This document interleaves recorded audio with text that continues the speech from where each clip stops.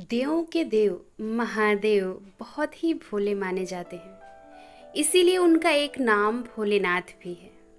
पौराणिक मान्यता अनुसार भगवान शंकर को प्रसन्न करने के लिए किसी भी तरह के खास विशेष पूजन की आवश्यकता नहीं होती है, क्योंकि कहा जाता है कि वह तो भोले हैं और भक्त के मन से की गई क्षणिक मात्र की भक्ति से ही वह प्रसन्न हो जाते हैं। अगर आप भी शिव की भक्ति और कृपा पाने के लिए सावन के सोमवार का व्रत करते हैं तो इस कथा से भोलेनाथ को आप प्रसन्न कर सकते हैं। एक बार किसी एक नगर में एक साहूकार रहता था। उसके घर में धन की कोई कमी नहीं थी, लेकिन कोई संतान न होने के कारण वह बहुत दुखी था। संतान प्राप्ति के लिए वह हर सोमवार को व्रत रखता था और पूरी श्रद्धा के साथ शिव मंदिर जाकर भगवान शिव और माता पार्वती की पूजा करता था। उसकी भक्ति को देखकर एक दिन माँ पार्वती प्रसन्न होकर भगवान शिव से साहूकार की मनोकामना पूर्ण करने का निवेदन किया। पार्वती जी के आग्रह पर भगवान शिव ने कहा, हे पार्वती, इस संसार में हर प्राणी को उसके कर्मों का फल मिलता है और जिसके भाग्य में जो होता है उसे भोगना पड़ता है। लेकिन पार्वती जी ने साहूकार की भक्ति को देखकर उसकी मनोकामना पूर्ण करने की इच्छा व्यक्त की। माता पार्वती के आग्रह पर शिव जी ने साहूकार को पुत्र प्राप्ति का वरदान तो दे दिया, लेकिन उन्होंने बताया कि यह बालक 12 वर्ष तक जीवित रहेगा। माता पार्वती और भगवान शिव की बातचीत को साहूकार सुन रहा था, इसीलिए उसे न तो इस बात की खुशी थी और न तो दुख। वह पहले की भांति शिव की पूजा करता रहा। कुछ समय के बाद साहूकार की पत्नी ने एक पुत्र को जन्म दिया।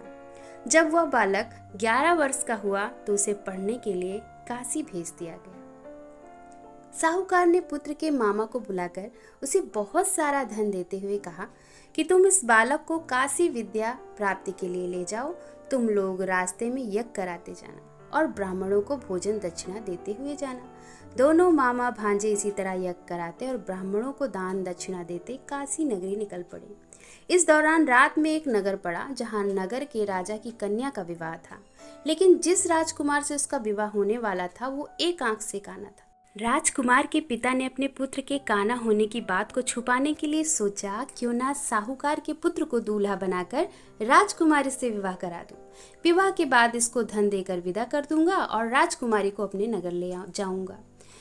लड़के को दूल्हे के वस्त्र पहनाकर राजकुमारी से विवाह करा दिया गया। साहूकार का पुत्र ईमानदार था, उसे यह बात सही नहीं लगी, इसलिए उसने अवसर पाकर राजकुमारी के दुपट्टे पर लिखा कि तुम्हारा विवाह तो मेरे साथ हुआ है, लेकिन जिस राजकुमार के संग तुम्हें भेजा जाएगा वो एक आंख से काना है।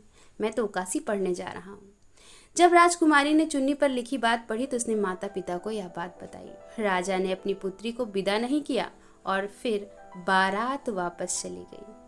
दूसरी ओर साहूकार का लड़का और उसका मामा काशी पहुंचे। वहां जाकर उन्होंने यज्ञ किया।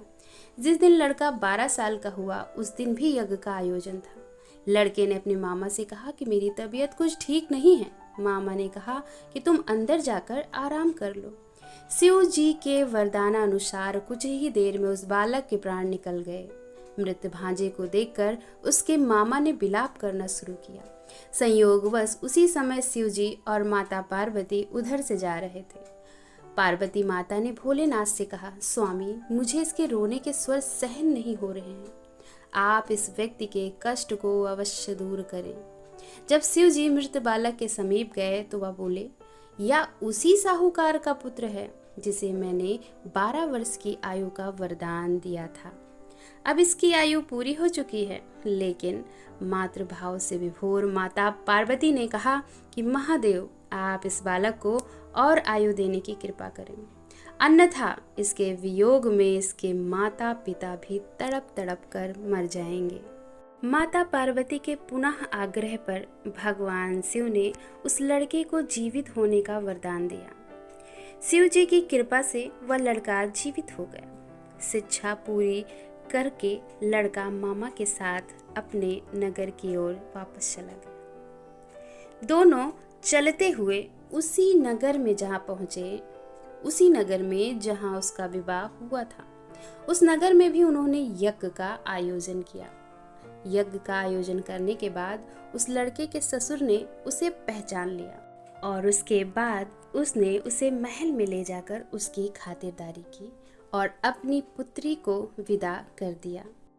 और इधर साहूकार और उसकी बेचारी पत्नी भूखी प्यासे रहकर बेटे की प्रतीक्षा कर रहे थे। उन्होंने ये पढ़ कर रखा था कि यदि उन्हें अपने बेटे की मृत्यु का समाचार मिला तो वह भी प्राण त्याग देंगे, क्योंकि बेटे के बिना वो दंपति जीना अब नहीं चाहते थे। जब उन्हें यह समाचार मिला कि उनका बेटा जीवित है तो वह बेहद प्रसन्न हुए। फिर शिव जी ने साहूकार के स्वप्न में आकर कहा, हे सृष्टि, मैंने तेरे सोमवार के व्रत करने और व्रत कथा सुनने से प्रसन्न होकर तेरे पुत्र को लंबी आयु प्रदान की है।